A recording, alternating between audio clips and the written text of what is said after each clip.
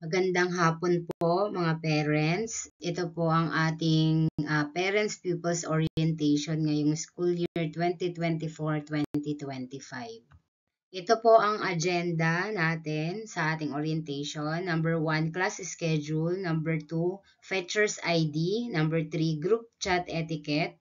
Number 4, health protocols. Number 5, school attire. Number 6, mga kagamitan. 7, canteen o cooked food. 8, kinder reading program. And 9, distribution of first quarter modules. Class schedule. Para po sa class schedule, ang Kinder Jasmine po ay 12 to 3 p.m. at ang Kinder Lavender naman po ay 3 to 6 p.m. Ayan, so everyday po ang pasok nila at yan po ang oras. So 15 minutes bago mag-12, dapat po ay nasa gate na po o nasa school na po ang Kinder Jasmine. At bago mag 3 p.m. naman po, dapat na andito na rin po kayo sa school para sunduin ang bata. Ganon din po sa Lavender, dapat 15 minutes bago mag-3, dapat nasa gate na po ang mga bata at 15 minutes bago ang uwian ng 6 ay dapat po ang mga sundo ay nasa gate na rin po. Ito nga po yung sabi ko, oras ng pagsundo, 15 minutes bago ang oras ng uwian ay dapat nasa gate na ang magsusundo. Huwag kalimutang dalhin ang features ID. So, ibibigay ko po ito pag nagkita-kita na po tayo. Ito po ang features ID. So, ito po ang features ID. May front and back po. So, nandyan po sa taas yung pangalan ng bata, ng estudyante. At ito naman po sa baba, andito yung unang magsusundo. Kung hindi po pwede yung pinaka magsusundo, meron pong sa likod alternative features name. So, dalawa po kayong pwedeng magsundo. Group chat etiquette. Group chat etiquette. Number 1, iwasan po ang pagsasend ng malaking like sign o mag-post ng hindi naman related sa pag-aaral ng mga bata. Number 2, ugaliin pong mag-react sa mga post and announcement ni teacher. Ito po ay upang malaman kung sino na ang nakabasa at nakaunawa sa nasabing post or announcement. Number 3, kung may mga katanungan o concern, huwag po sa GC mag-chat. Mag-PM sa personal account ni teacher upang ma-address ang inyong concern. Number 4, ugaliin po natin ang pagbabackread sa GC at magbasa sa post ni teacher para maging updated sa mga announcement. Number 5, kung asynchronous classes, magsasend ng output sa messenger ng magulang, hindi sa GC. Ang output ay ang attendance ng bata kapag asynchronous classes due to calamity or other reason. Health protocols.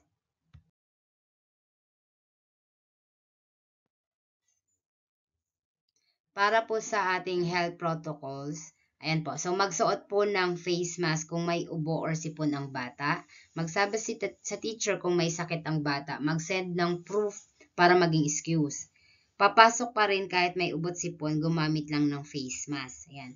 So, para po sa kanilang pagkain, ilagay sa baunan ang biscuit or prutas. Alisin na sa plastic ang biscuit at ilagay na sa baunan.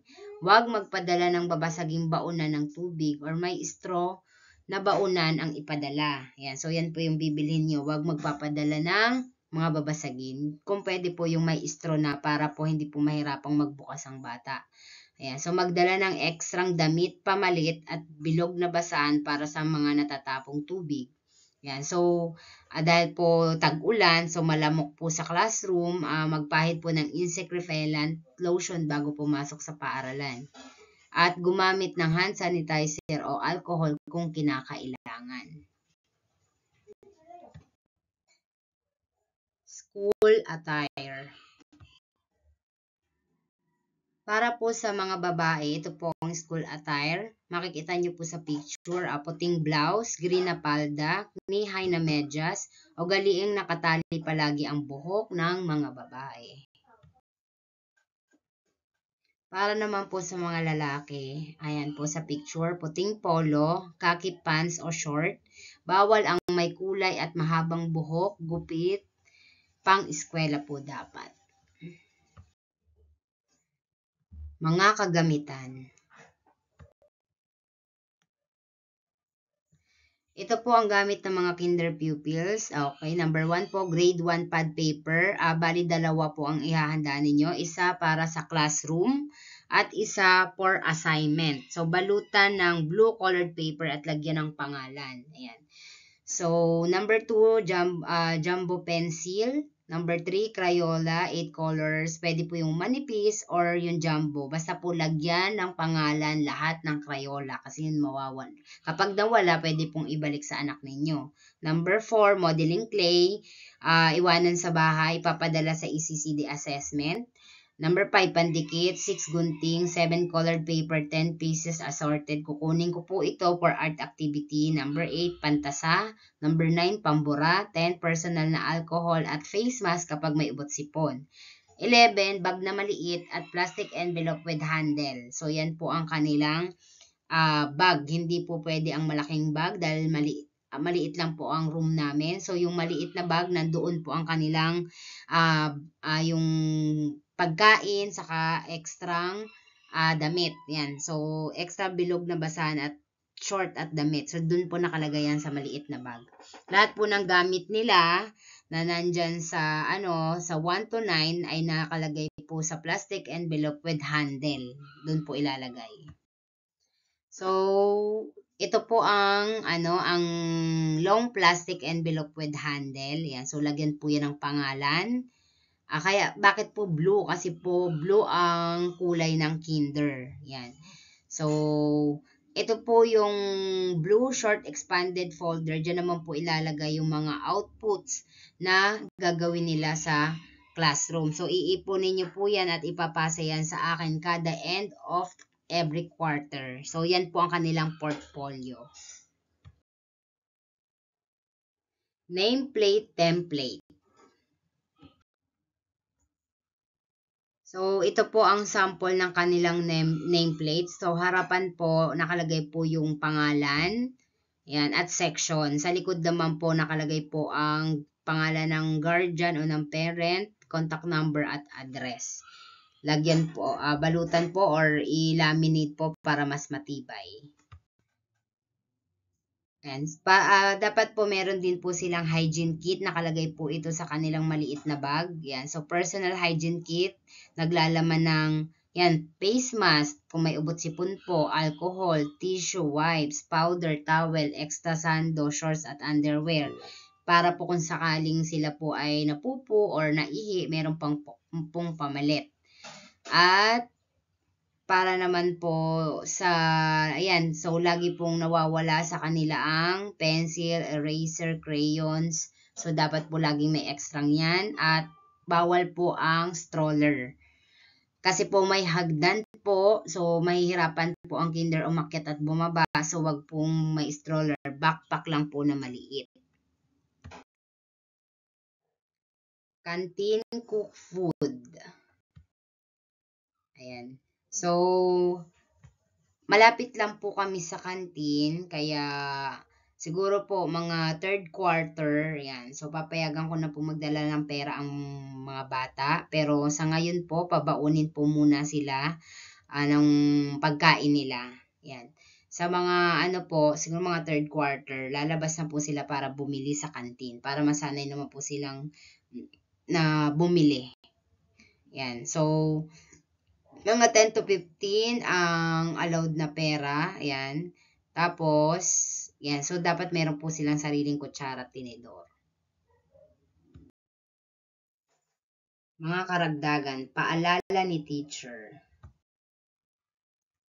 Kung sila po ay may ubo at sipon, isuot ang face mask ng wasto at huwag lalaruin o aalisin. Magdala ng sariling panyo o tissue, alcohol o hand sanitizer. Turuan na po sila ng tamang paggamit ng banyo sa bahay pa lamang.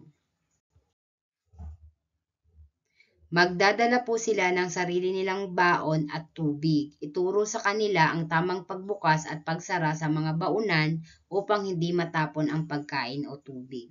So, alisin na po sa plastic ang mga biscuit at ilagay sa baunan para hindi na po sila mahirapang magbukas ng kanilang mga baon. Iplano na po kung sino ang maghahatid at magsusundo sa inyong anak sa paaralan. Huwag ihabilin kahit kanino na lamang po ang bata. Kinder Reading Program. So, meron po tayong program sa Kinder. Ito po ay munting aklatan sa tahanan. So, ipapaliwanag na lamang po ito at magkakaroon ito ng hiwalay na orientation sa third quarter. Other matters. Para po sa ating other matters, number 1, wear name tag. Yan. So, pinakita ko na po yung format ng name tag. Number 2, don't leave 1 hour after mahatid ang bata. Maghintay sa gate lalo sa mga batang iiyak sa first week ng pasukan. Number 3, nakapila ang bata sa school ground. Number 4, paghatid at pagsundo. 15 minutes bago ang oras ng pasok at 15 minutes bago ang uwian. Number 5, magdala ng ekstrang damit at short. Number 6, dahil face-to-face na po, mas okay kung naka-uniform ang bata para sa identity ng school. Okay, sa number 7, iwasan ang pagliban sa klase. Magsabi kung a-absent ang bata at mag-send po ng proof. Number 8, purpose member, magbigay po sa teacher ng kasunduan at ID copy.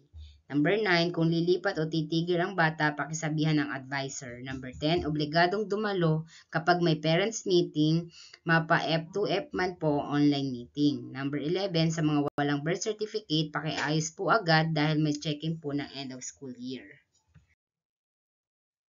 Ayan. So, kung bibigyan man po ng first quarter module distribution, i-announce ko na lang po kung kailan po ang release. Ayan. So, thank you parents. Sa iba pa pong announcement, pakiintay na lang po ang mga announcement ko sa GC at sa FB group po natin.